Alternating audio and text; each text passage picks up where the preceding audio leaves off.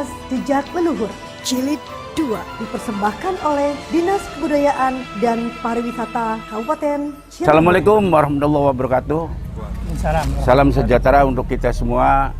Cirebon sebagai sebuah wilayah kultural yang memiliki akulturasi berbagai kekayaan budaya dan peninggalan sejarah telah menjadi tujuan objek wisata religi. Saya selaku Kepala Dinas Kebudayaan dan Pariwisata Kabupaten Cirebon mengajak masyarakat dan wisatawan untuk mengunjungi keunikan daya tarik dan wisata religi dalam rangka menjunjung tinggi nilai leluhur yang ada di Kabupaten Cirebon.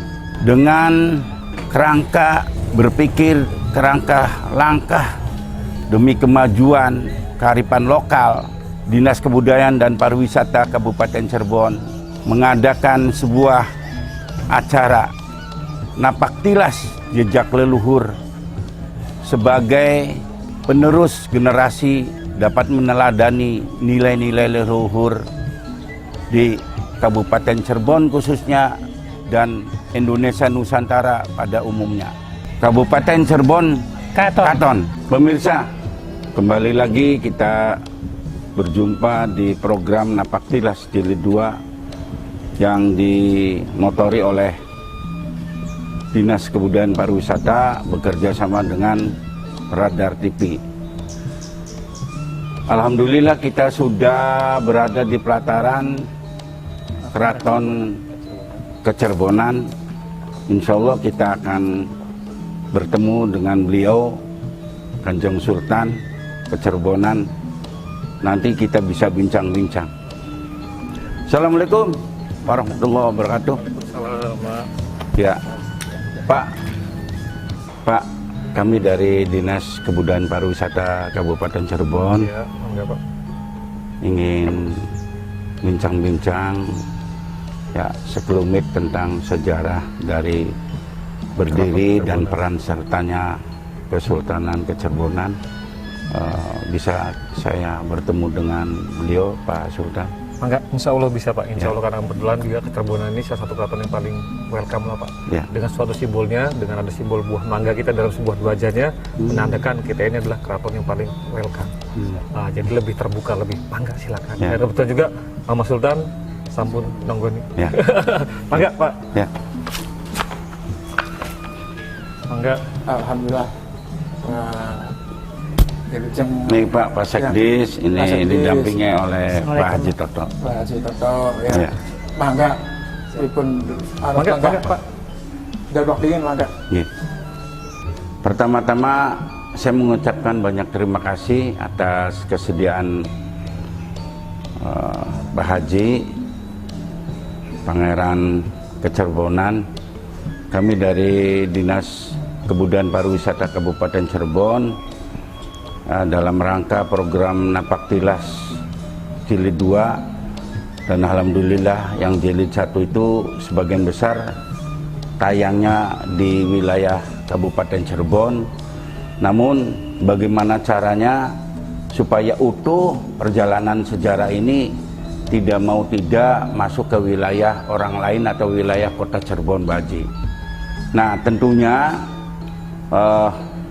kita tidak bisa pungkiri bahwa Cirebon itu dulunya kan satu, Pak. Betul. Membawai kota Cirebon, Kabupaten Cirebon, Indramayu, Kuningan, dan Majalengka. Nah, kami ingin mengetahui sejarah dari berdirinya Keraton Kacerbonan dan kemudian peran sertanya bagaimana, mohon maaf ya, Pak. Keraton Kacerbonan ini berawal dari Keraton Kanoman, ya. Keraton Kanoman, ya. Kenapa bisa lahir Keraton Kacerbonan? Kita berpangkal mula adanya, kita kenal dengan faktor eksternal, ya. Ya, Pak. Faktor eksternal itu penjajah, ya, penjajah. Dalam hal ini company, ya, company yang sudah mencengkeram sejak abad 17, akhir tepatnya di 1681 Masehi sudah bercokol di Cirebon. Hal ini mengakibatkan kewibawaan Keraton Cirebon itu menjadi tenggelam, ya, menjadi terdegradasi dengan adanya company.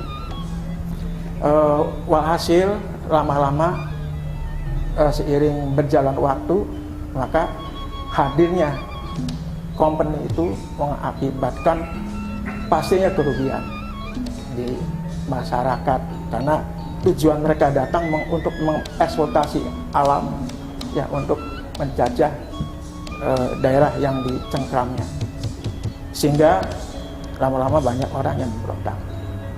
Tapi klimaknya pemberontakan itu muncul, hadir, mulai berani menantang sekitar abad ke-18 akhir, ya, 18 akhir, yang mana pada waktu zaman Sultan Anom yang keempat itu ada seorang putra daripada Sultan Anom yang keempat berperilaku yang non kooperatif, menentang penjajahan, karena memandang masyarakat merasa dirugikan, masyarakat rakyat menderita, dan akhirnya mulailah muncul dari internal keraton memberanikan diri untuk menentang kolonial, ya. Dan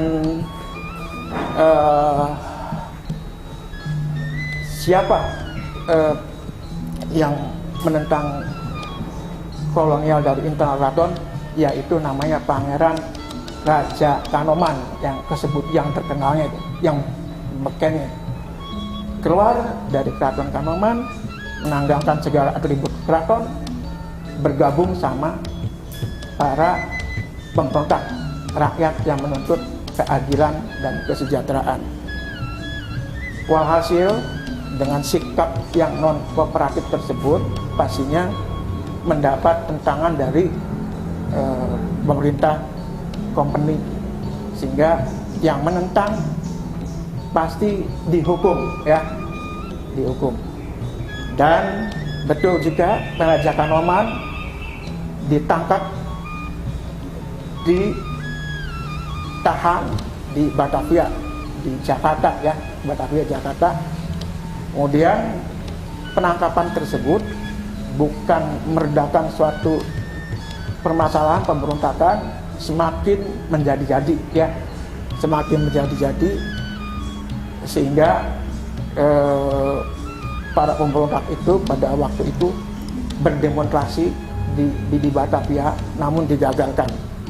Kemudian Pangeran Raja Kanoman bukannya dibebaskan, dibuang ke Ambon, di Pulau Maluku, ya, bersama para pengikutnya. Tindakan pembuangan di Ambon itu bukan kan meredakan pemberontakan, tetapi menambah semangat perjuangan rakyat di kabupaten di Cirebonnya. Ya, di antaranya menimbulkan pemberontakan di Bagus Langit. No. Itu salah satu rangkaiannya, ya. Kemudian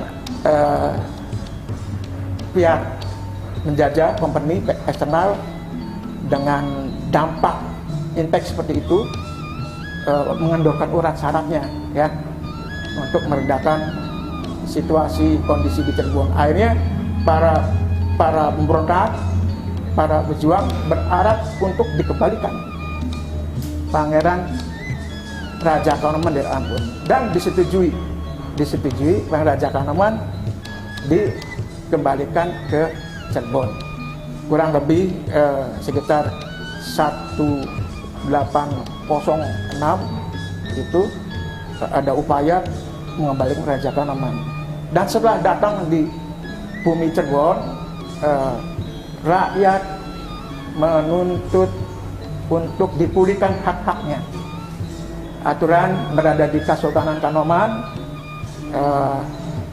jadi hak-haknya harus dikembalikan. Hak-haknya itu diantaranya hak sebagai sultan di Kanoman.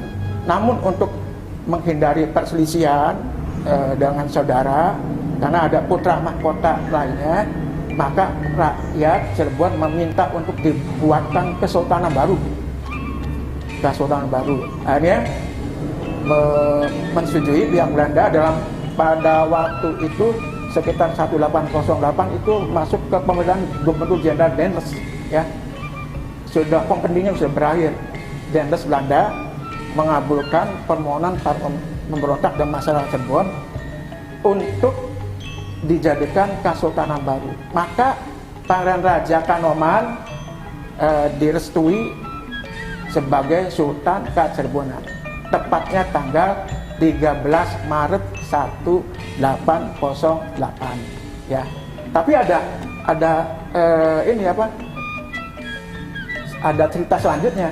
Setelah jadi sultan, tetap keras kepala, tidak nurut sama pemerintah Belanda, ya. Sehingga hidup penuh dengan tekanan, dan Raja Kanoman juga menolak segala tunjangan dari pemerintah dan hidup sederhana, dan 1814 Raja Kanoman wafat, ya. Jadi saat sekarang Keraton Kacerbonan sudah berusia 216 tahun, ya. Sudah generasi yang ke-9, ya. Jadi demikian sejarah Keraton Kacerbonan.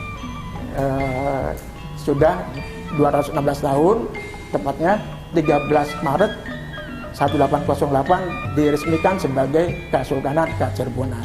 Nah, tentunya dari alur cerita yang tadi Bapak sampaikan agak sedikit menggelitik.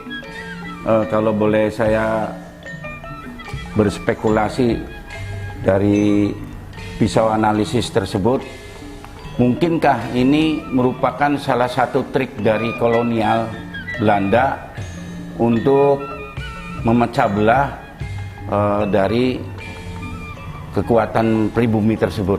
Maka didirikanlah Keraton Kacerbonan. Kurang lebih apa gimana, Pak? Ya, sebetulnya ajas kesempatan dan kesempitan. Oh, Sebenarnya munculnya Kacerbonan ini secara alami permintaan rakyat, tapi seakan-akan bentukan Belanda.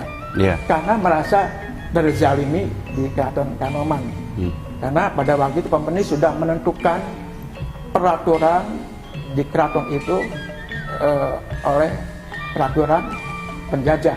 Oh, Ya, makanya berdirinya Kesultanan Kacerbonan ini sesungguhnya permintaan rakyat. Namun ada kesempatan dan kesempitan. Belanda menyodori kembali suatu bentuk kerjasama agar kalau berdiri Keraton Kacerbonan sudah berjalan, ayo bekerjasama untuk melawan para pemberontakan. Oh. Nah, hal itu yang tidak disetujui, ya. sehingga biar hidup dalam keadaan prihatin daripada berkolaborasi, gitu. Jadi Kesultanan Kacerbonan ini berdiri tanpa ada bentuk istana. Awalnya. Ya, Awalnya. iya. Istana dibentuk di zaman berikutnya istrinya. Oh. Iya, gitu. Saya kira cukup, Pak, keterkaitan tentang selayang pandang berdirinya Keraton Kacerbonan, dan ini bisa dijadikan sebuah referensi bagi generasi muda dan rekan-rekan yang sekiranya ingin mengetahui seluk-beluknya, dan sudah gamblang disampaikan oleh Kanjeng Sultan, dan ini menjadikan sebuah catatan sejarah. Terima kasih, Pak, atas kesempatannya. Harapan saya bisa ingin mengetahui lebih detail apa saja yang dipunyai dari Keraton Kacerbonan. Napak tilas jejak leluhur dipersembahkan oleh Dinas Kebudayaan dan Pariwisata Kabupaten Cirebon.